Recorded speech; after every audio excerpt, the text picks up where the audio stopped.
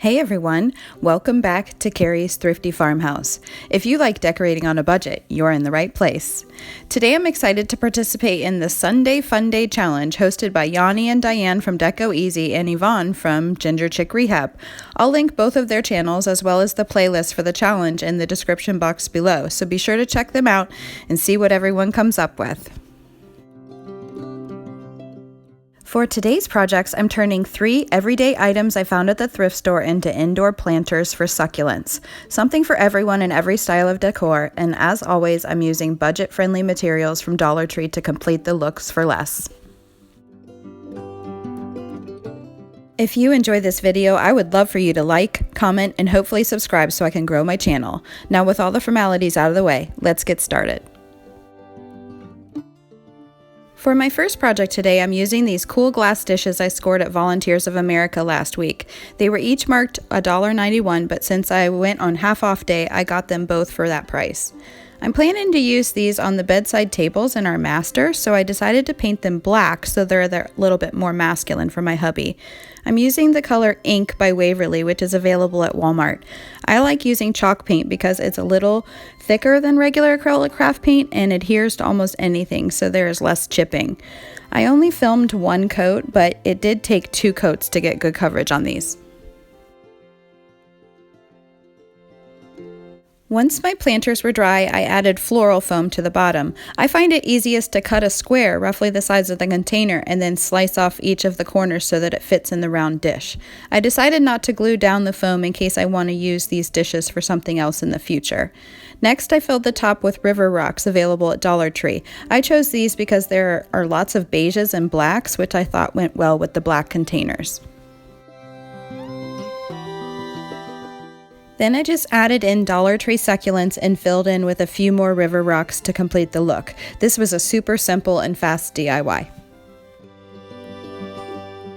I just love how these turned out. They're the perfect size for a bedside table, and I like that they're a little more masculine for our master bedroom. I do try to take my hubby into account with the decorating at least some of the time. For my next project, I'm revamping this clay pot. I think it may have been a fondue pot. I grabbed it off Volunteers of America on half-off day, and it didn't even make it into my haul video last week because I didn't have a vision for it at that time. But I was cleaning up and threw these succulents into it to put away and looked down and thought they looked pretty cool. So I guess you never know where you'll take inspiration from. It may even be from cleaning. I love going thrifting because you never know what you'll find. This was marked $4.94, so I got it for just under $2.50. I loved the shape but didn't care for the brown color, and someone did a really awful paint job on it previously, so it was due for a change. I'm using the Mineral color by Waverly, which I absolutely love. It's the perfect shade of grayish, so it's great for decor pieces because it goes with almost anything. We're going to be layering on a couple other colors, so 1 coat was enough for this step, and I had originally intended to leave the inside part white, but I'm terrible at painting precise lines and messed up in several areas, so I just went ahead and covered the whole thing.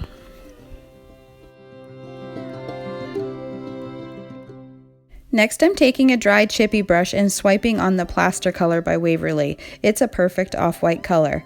I'm just dipping the brush into the paint, dabbing most of it off on a plate, and then brushing it onto the piece. I'm moving back and forth in one direction, which creates some really cool lines. Then I'm rubbing it with a baby wipe to smear and blend it into the Mineral color. I'm working in sections and making my way around the piece, adding paint, then wiping it off with the baby wipe. And you may even notice that I get a little more gutsy with the amount of paint as I go.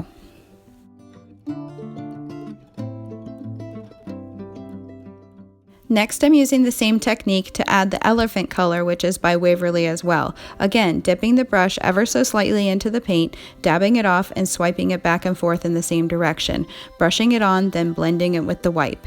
The lines this technique creates makes the piece look like pottery, like it was made on a pottery wheel, and the 3 colors layered together really give the piece dimension. Next, I added the floral foam. I didn't have round foam, so I'm just cutting pieces and filling them in where it was needed. It's a good thing I'm good at puzzles. Then I decided to use something different for the filler. I found these packs of Himalayan pink bath salts in the bath section at Dollar Tree, and I wasn't sure how I was going to use them at the time, but I'm seriously so in love with this. It almost looks like sand, and it goes great with the succulents. I added the succulents and filled in with a little more of the salts, and it was finished. And here it is. It's probably good that I removed the original sound because you would have heard me squealing for joy. I absolutely love this. I've always loved succulents because they work year round, and this is a great way to bring a slight modern look to a more traditional piece. And that paint technique was a total experiment, but I'm calling it a success and already thinking about some ceramic vases I want to try it on. Okay, so my third project is using this Bourbon Box I snagged at, you guessed it, Volunteers of America on half off day.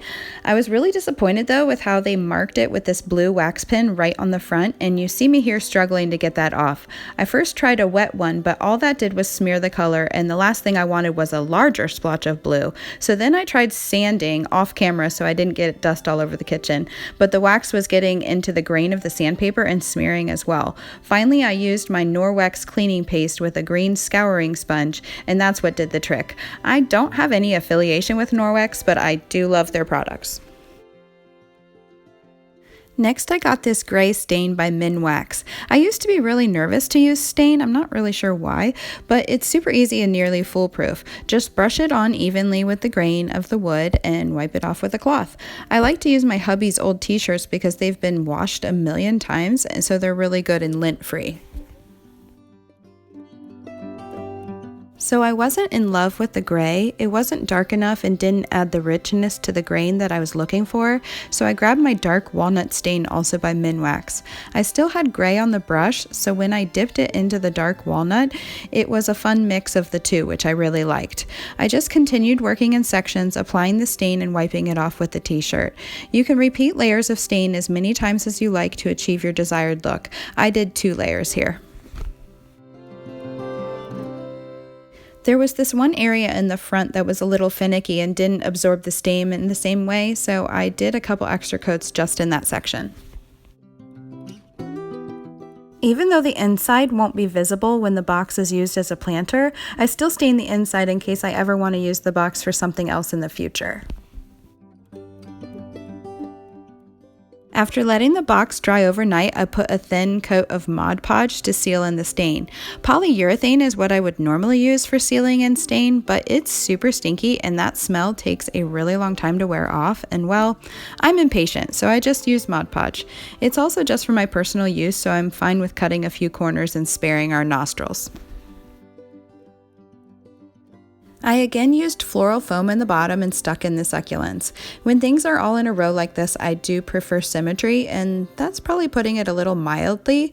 I probably need to work on that, but not today. So all that to say, I put the same type of succulent on either end and a different one in the middle. Then I used the gray Spanish moss to fill in around the edges, and the project was complete. And here he is on my table. Isn't he handsome? I'm so glad I was able to get that blue pen off because I was able to just stain instead of painting, so we can still see the original branding on the box.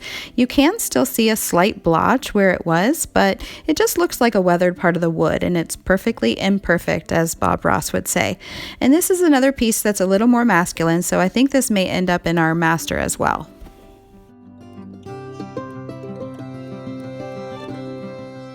So there you have it. Thanks so much for joining me today. If you found me from the Sunday Funday playlist, I'd love for you to stick around and subscribe.